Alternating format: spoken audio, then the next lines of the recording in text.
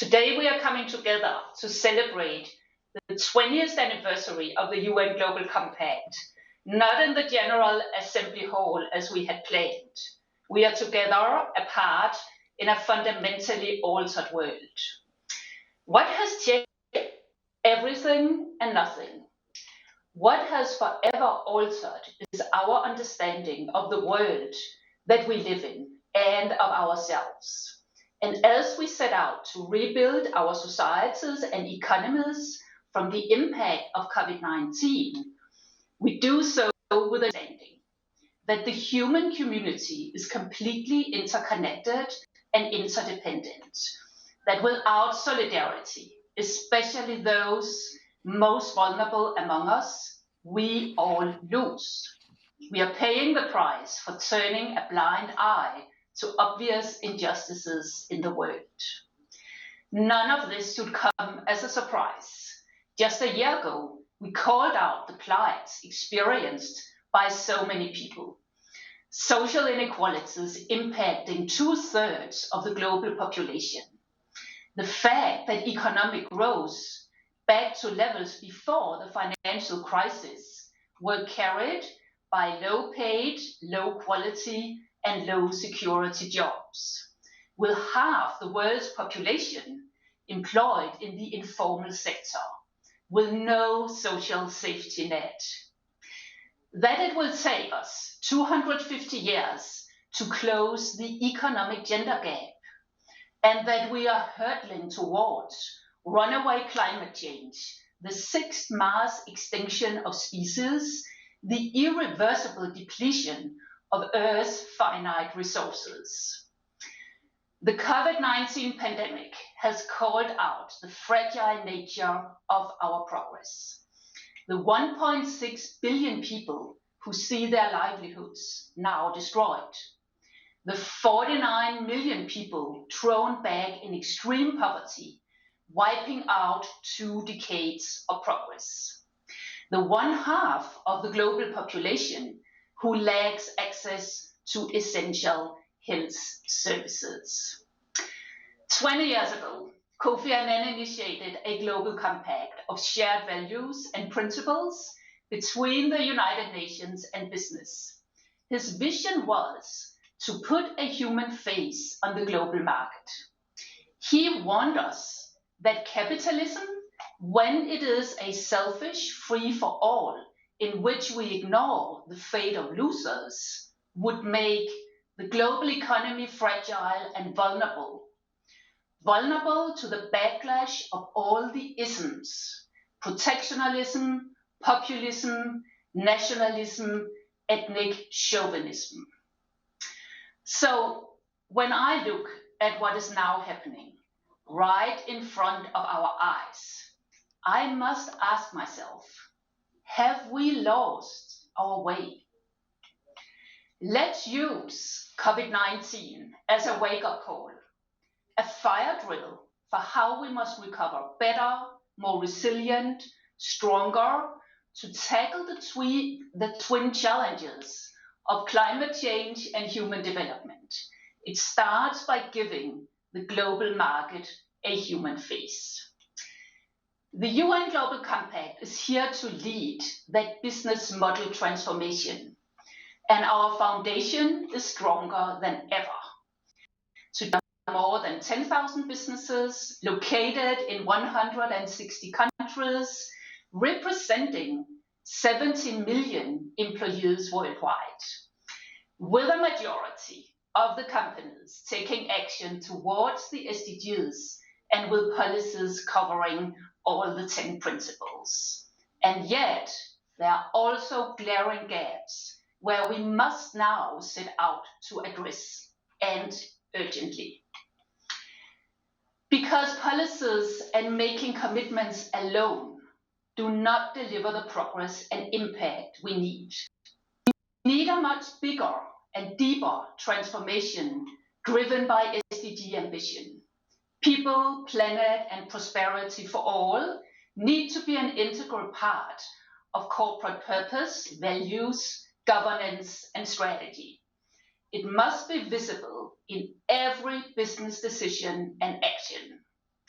So while the SDGs offer a myriad of business opportunities, they are not a marketing exercise. Business must also address and assess their risks and impact on people and planet. SDGs that address poverty, hunger, reduced inequalities are glaring by their omission. But this will not do. Hand on heart, how many of the 4 billion people who work in the informal sector work for you in your supply chain? Social discontent is growing.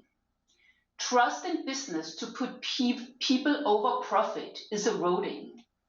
The impact of COVID-19, together with the meaningless and brutal deaths of George Floyd, has ignited deep-seated inequalities rooted in endemic and structural racism.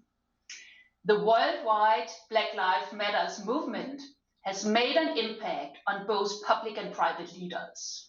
Today, employees are taking their leaders to task.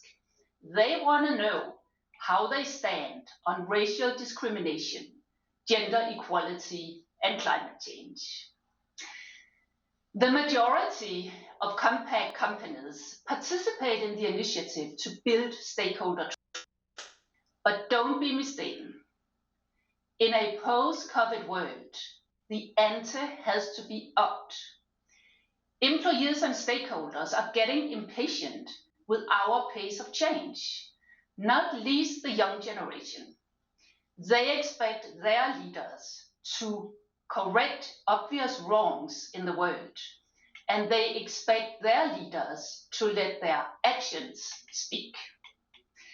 Through our Making Global Goals local business campaign, our local networks are building momentum in communities of change across the world. They facilitate partnerships with governments and stakeholders to address the most pressing sustainability challenges. We need this global movement to grow from the grassroots. With the Sustainable Development Goals and the Paris Agreement as our lighthouse, and the 10 principles as our guide, business must now undergo a radical business model transformation that can lead to a new normal. A normal where the equal worth, rights, and freedoms of people drive business decisions. Business leaders must become social activists and rethink their role in the world, not just for the good in society, but because stable markets are built on social equality. Secretary General Guterres remarked on the disconnect between leadership and power. He noted that we see remarkable examples of leadership, but they are usually not associated with power. And where we see power, we sometimes do not see the necessary leadership.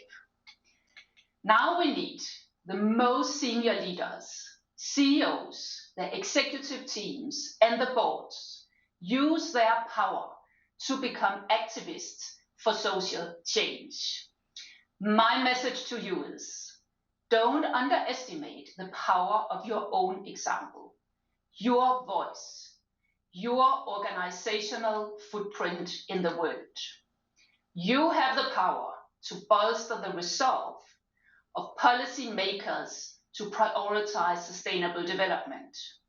Leadership is about having the courage to be the change, indeed to insist on change. In the decade of action, let's put people first.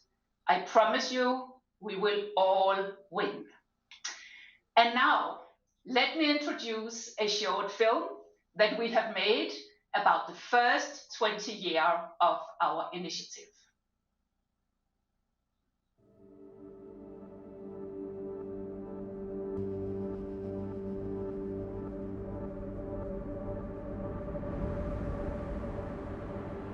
We all live in this world together.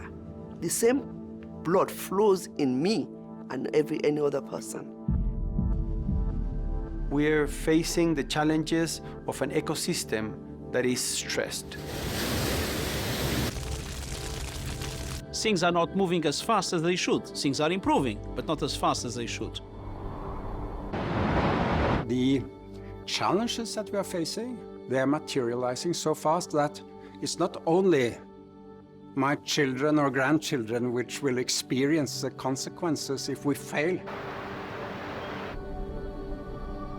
We have the plan. We have the technology. We have the tools. Let's just do it. Okay. 20 years ago, a small group of United Nations and business leaders came up with a visionary proposal. I propose that you, the business leaders here gathered in Davos, and we, the United Nations, initiate a global compact of shared values and principles which will give a human face to the global market. I always say part of Kofi Annan's genius was he invited business, but he also addressed civil society and labor organizations. The mission of the United Nations Global Compact is to mobilize companies around the world to align their operations and strategies with 10 universal principles in the areas of human rights, labor, environment, and anti-corruption. For me, the UN is the beacon of principles, values, and humanism in the world. And at the UN Global Compact, we are trying to embody the values and the thinking of the UN. Our objectives cannot be met if the private sector doesn't play a fundamental role.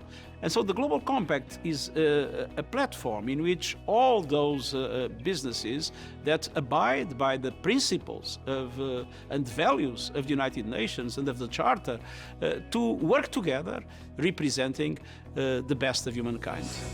For the last 2 decades, the initiative has grown to encompass local networks in more than 60 countries, engaging directly with over 10,000 companies. Local networks are the main assets of the Global Compact because we are on the ground. And their mission is to translate the 10 principles and the global goals into the national business community. At Rio Plus 20, the United Nations Global Compact mobilized the business community, paving the way for more meaningful private sector engagement in shaping the sustainability agenda. Any business that continues to operate under its own self-interest will not be around very long. So businesses that have a strong purpose, that understand how they can make society better, will be embraced by society and will be around for a long time. It is so decided. Since 2015, the 17 Sustainable Development Goals and the Paris Climate Agreement have provided the most powerful common agenda that the world has ever seen, with an essential role spelled out for business. L'accord de Paris pour le climat est accepté. If every company could align with any of the goals, we're all going to be in a better place. I truly believe that companies who do not put sustainability, the SDGs, in their strategies, they're going to disappear. Consumers themselves are becoming are actually demanding from the businesses. They become more responsible and actually support the SDGs. The United Nations Global Compact is leading the transformation ahead, challenging companies to take more ambitious action on the Sustainable Development Goals. I think it's absolutely impossible to face the challenges of today, the very quick change that is happening, without having the youth leading the way and helping us define the right strategies, the right policies, the right approaches to address the global problems. The world is waking up, and change is coming whether you like it or not. Climate justice! Now! Climate justice! Our planet's not for profit! Now! We only have 10 years to go to reach the SDGs, and we need everyone.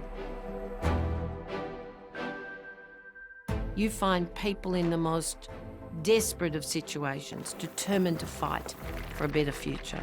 That's the kind of world I want. What have changed in a very short period of time is that the narrative is different, and that is fantastic. If you want to have a good business, you have to mobilize people. Business is a sum of people working to something. More and more people realize that sustainability is really about making the pie bigger, better, and more inclusive. I hope in the future all businesses in the world will think about their own purpose. Business can only exist when they have a purpose. You have to be part of a sustainable society. You have to be on the right side of history. I really like to think about us as one big family, as one global compact that are working together with one vision, with one strategy to unite business for a better world. We are united across the globe, for the globe. We're united despite our challenges, no matter how daunting the task may seem. We are united by possibilities because this is bigger than one business, because we are better together. We all have the same job. We are united in the business of a better world.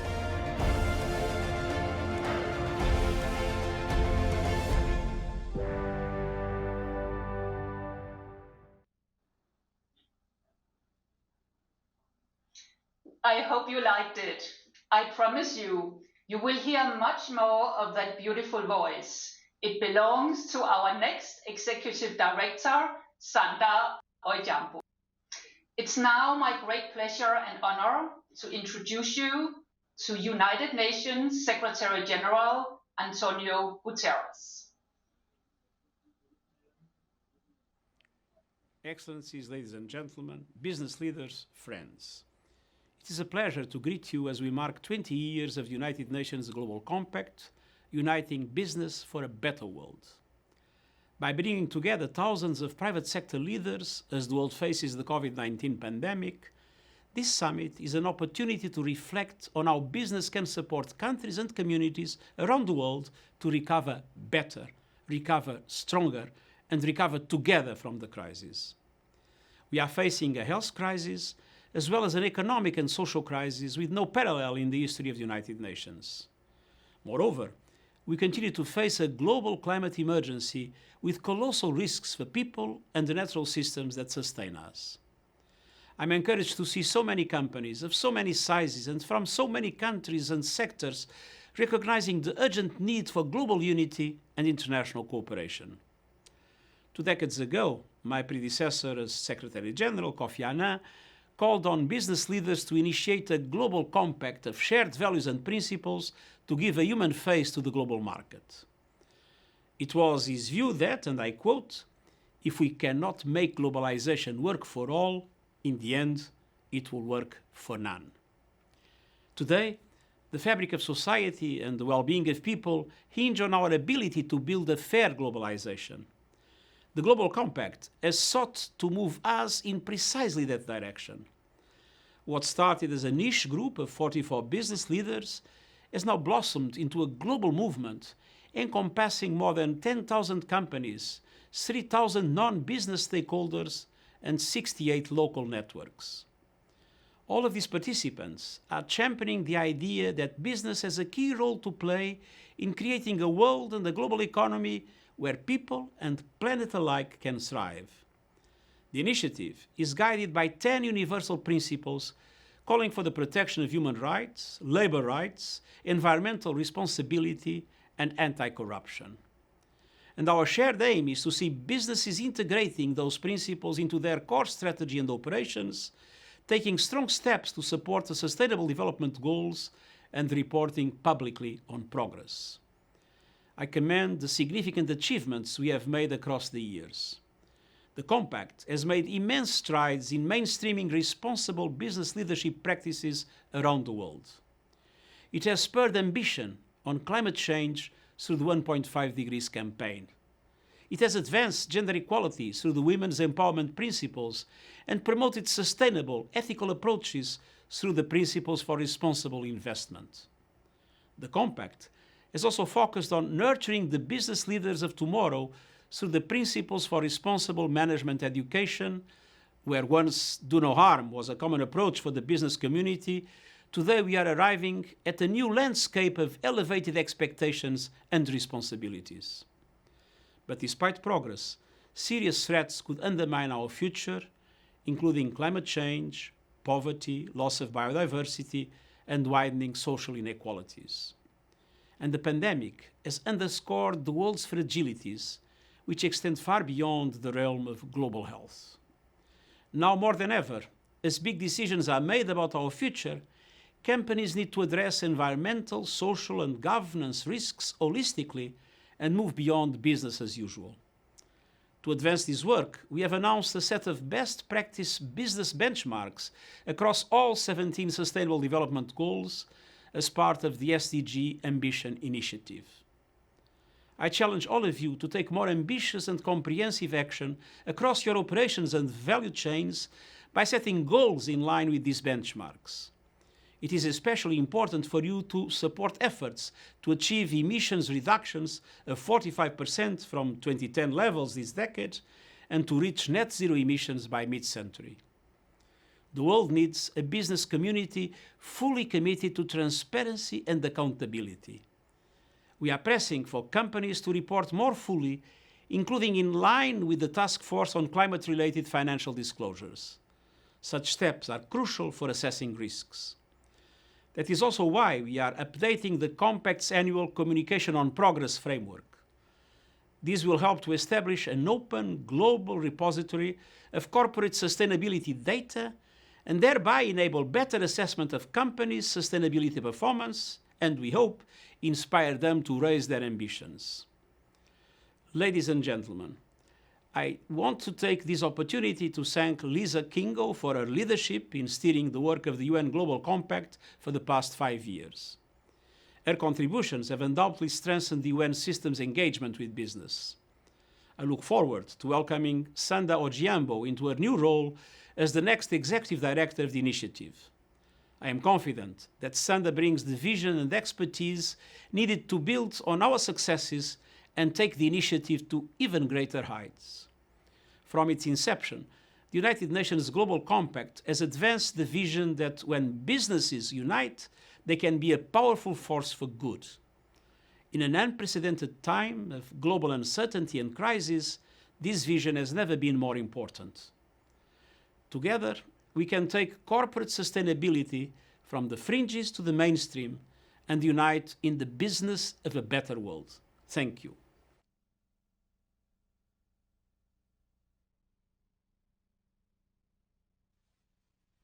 And thank you, Secretary General.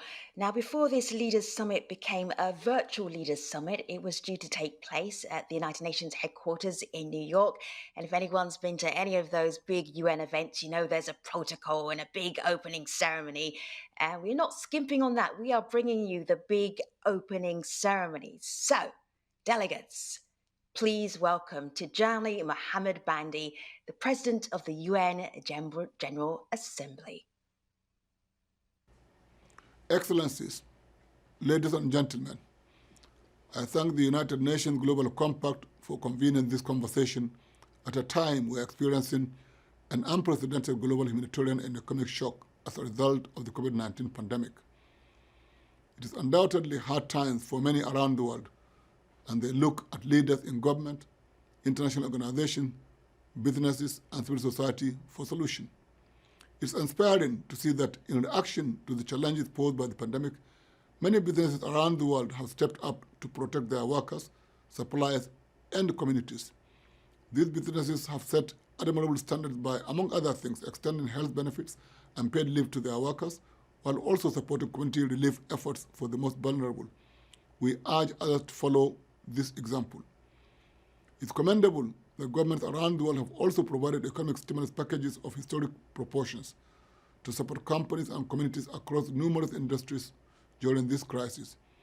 It is important to continue to take the bold actions that are required to effectively address the impact of the pandemic on workers and companies around the world.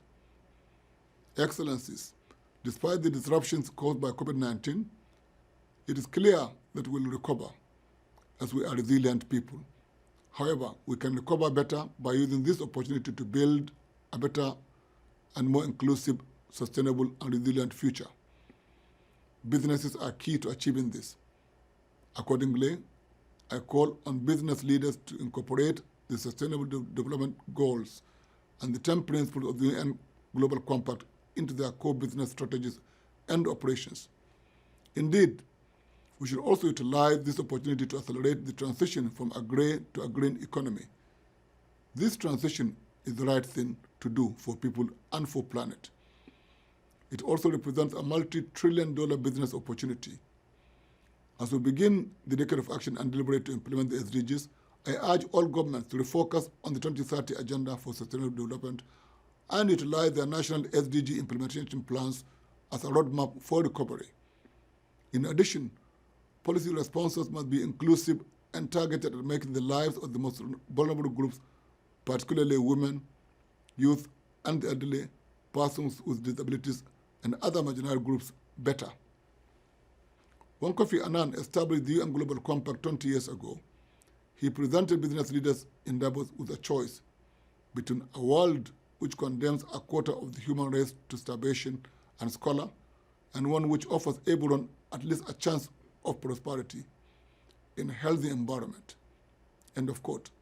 Those of us here today seem to have chosen well. However, there is more to do. In achieving our aim of ensuring a chance of prosperity in a healthy environment for everyone, we must deepen international cooperation and continuously bring together critical stakeholders to discuss. This is an opportunity that the United Nations Global Compact offers us today by organizing this Leaders Summit. I encourage all participants in this summit to engage in discussions over the next 2 days with renewed ambition and vigor. These conversations deepen innovative public-private collaboration and partnerships. We look to you to mobilize the large-scale cross-sectional action needed to overcome this global crisis. Excellencies, hard times should bring humanity closer and remind us of our collective power to overcome the toughest crisis through solidarity, trust, and partnership. The world witnessed this 75 years ago when leaders convened to sign the United Nations Charter and create the United Nations. We must continue to stand in solidarity with one another. By striving together, we can tackle global poverty, inequality, and climate change and create a better world for all. I thank you.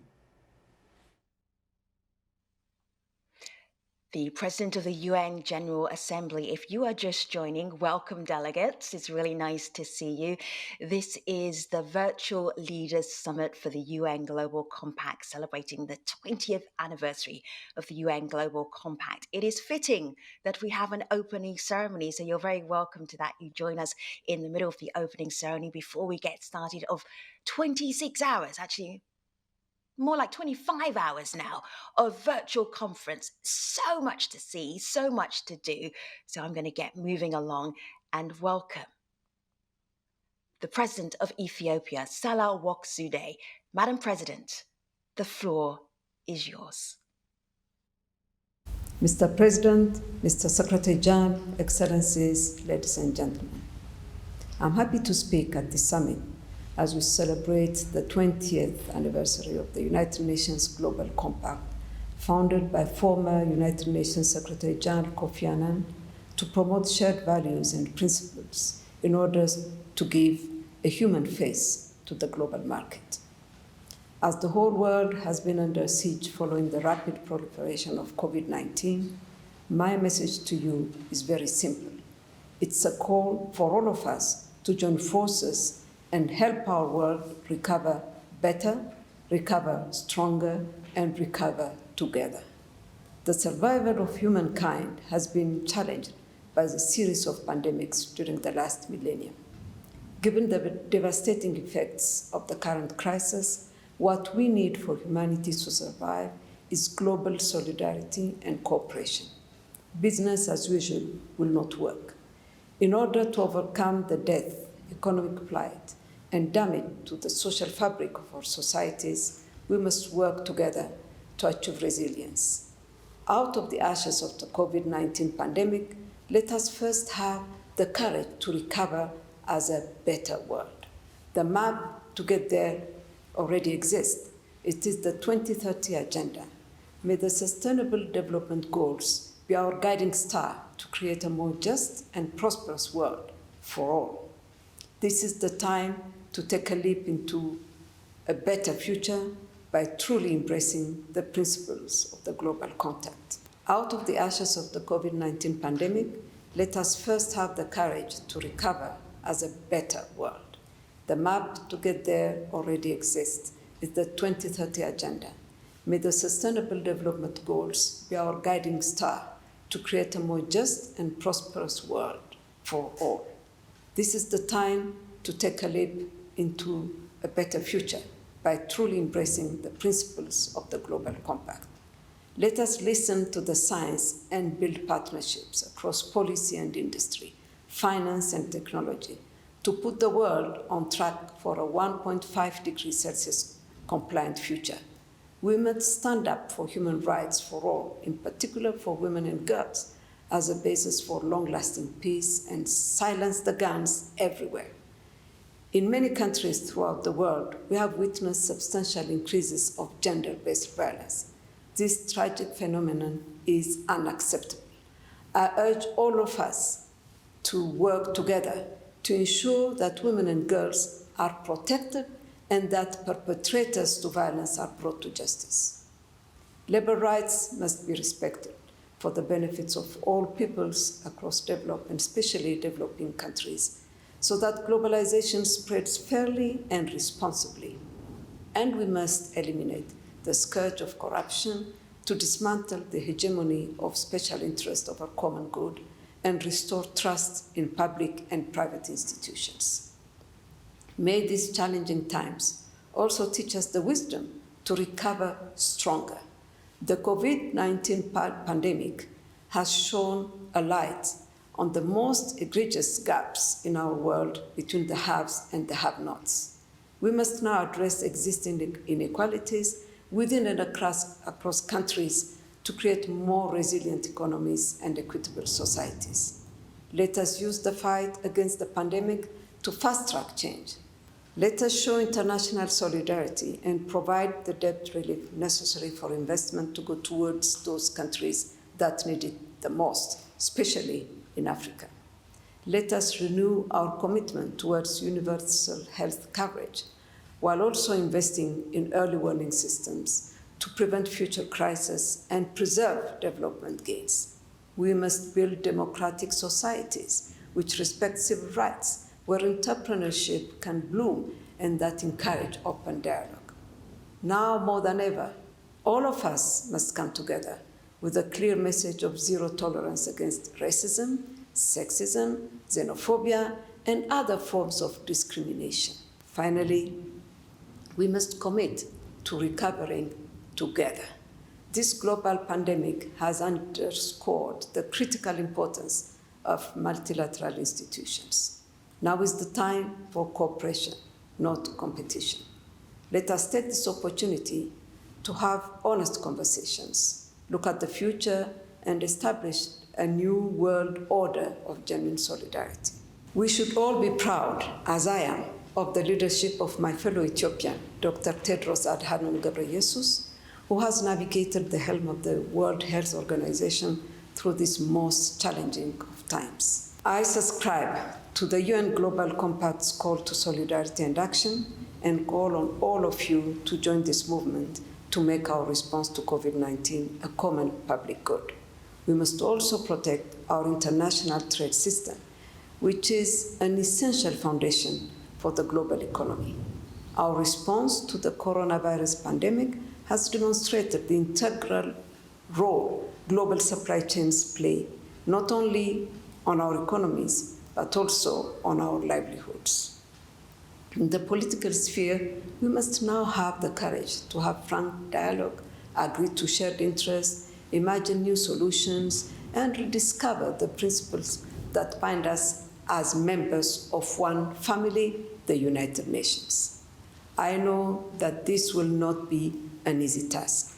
To recover better, stronger, and together, we need leaders who can step up to the challenge. The good news is that during this pandemic, we have witnessed the rise of new generation of changemakers. Health workers, first responders, school teachers, scientists, human rights defenders, peacekeepers, principled business people, activists, and political leaders. I know that many of you are joining us today for this Leaders Summit, and I urge you to continue working for a better tomorrow. When we work together, we can overcome the COVID-19 pandemic. We can protect our children and our planet from the devastation of climate change. We can break down barriers and erect an African continental free trade area to boost intra-African trade, job creation, access to foreign exchange, industrial development, and economic growth. We can shatter the glass ceilings and see women rise for all. We can build a better tomorrow where we leave no one behind. Let us heed the call for all of us to join forces and help our world recover better, recover stronger, and recover together. I wish you all a successful summit. Thank you, Madam President, for your good wishes. I particularly like the shout out you gave to your fellow countryman, Dr. Tedros Adhanom Ghebreyesus.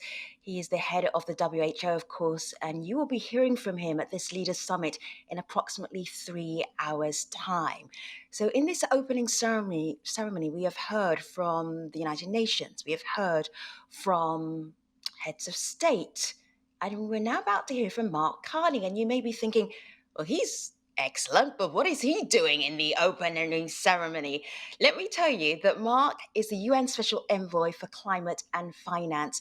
And in this Leaders Summit, the 20th anniversary of the UN Global Compact, we recognize how important, essential, critical climate action is, which elevates Mark to the position that he's at.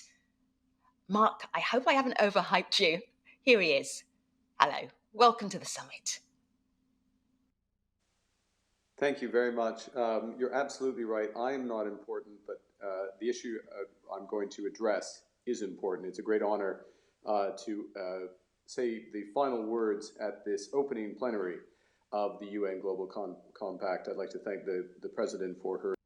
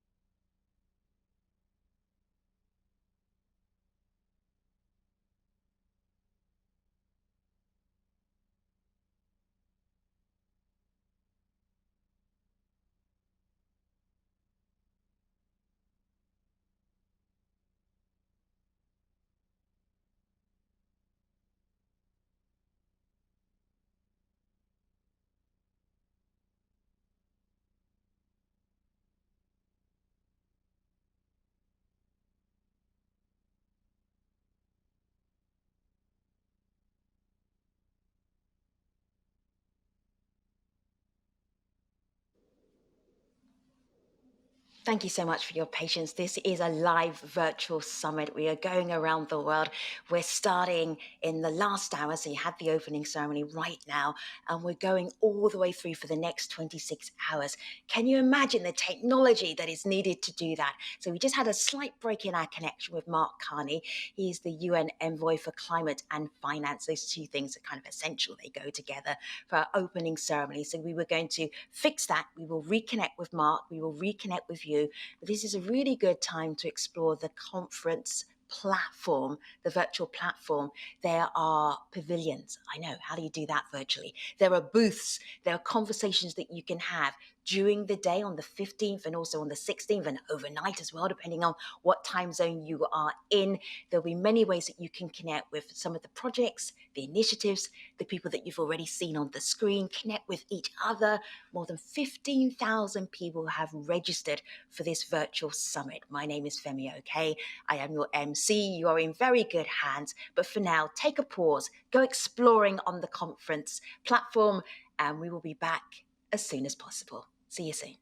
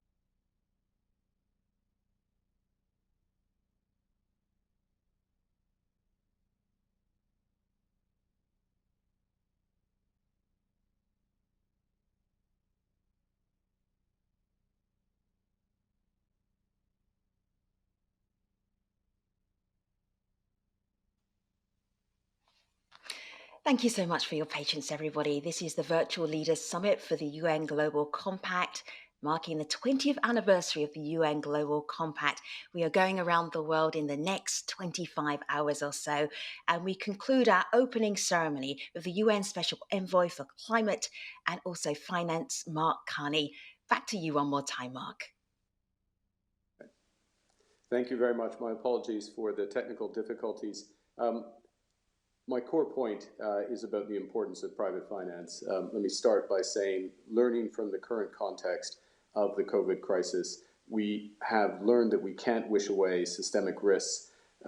We need to invest up front to avoid disaster down the road. And so it is with climate change, a crisis that will involve the whole world, from which no one can self-isolate, and is predicted by the science not just to be a risk in the future, but to be what happens in the future if we don't act. And we've also learned from the COVID crisis the importance of resilience in our health systems, solidarity within our societies, and sustainability for our planet. And sustainability, of course, means achieving net zero by 2050, if not sooner. So how do we turn ambition into action?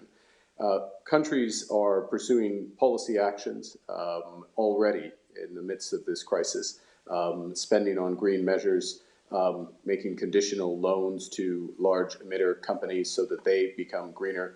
But the answer won't just be found in government spending. We will need the full resources of the private sector, and it really does put the onus on businesses and the financial sector to help the world recover better. Prior to the crisis, there already was significant private momentum responding to the types of societal demands that we saw in the excellent video at the start of this session. But now is the time to reinforce it.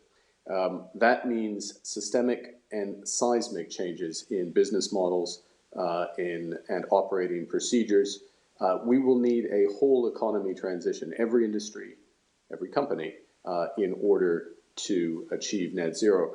And the good news, if we can take some good news from this terrible crisis at the moment, is that every company in every sector now needs to adjust their strategy to the new economic drivers and the challenges that have been brought up by the COVID crisis. And this is, of course, a unique opportunity in order for them to incorporate at the heart of their strategies climate change. And what we're working to do through the UN, through the COP26 process, is to, amongst many other things as part of COP, but what we want to do for the private financial sector is to ensure that we have the tools and the frameworks so that they take climate change into account in every single financial decision. So in order to do that, we need to orient private financial flows to address climate change, and that means several things. First, it means that investors recognize that climate risk is investment risk. That will be reinforced by the actions of central banks and supervisors around the world who will increasingly look at how well banks and insurers are managing those risks. Secondly, as the Secretary General mentioned in his opening remarks, we need better information. We need better disclosure from companies. In fact, we need all big public companies to disclose their climate risks and opportunities through something called the Task Force for Climate-Related Financial Disclosures. It's already backed by banks, insurers, pension funds, life companies, controlling balance sheets of over $130 trillion. We want to move that to become mandatory. And thirdly, it's about returns. We've seen through this crisis, through the difficult times, that companies that pay attention to ESG factors, environmental, social, and governance factors, have outperformed. Now is the time to ensure that all companies and all providers of capital, so again, investors, insurers, and banks, are providing the information about where they are on the transition towards net zero, so that our fellow citizens can direct their money to where it matters the most. In all of these steps, we will work to ensure that companies and investors are providing the resources for opportunities around the world. Every company around the world. By moving towards net zero, we create the demand for investment opportunities in emerging and developing economies, which have the largest opportunities in order to make this progress.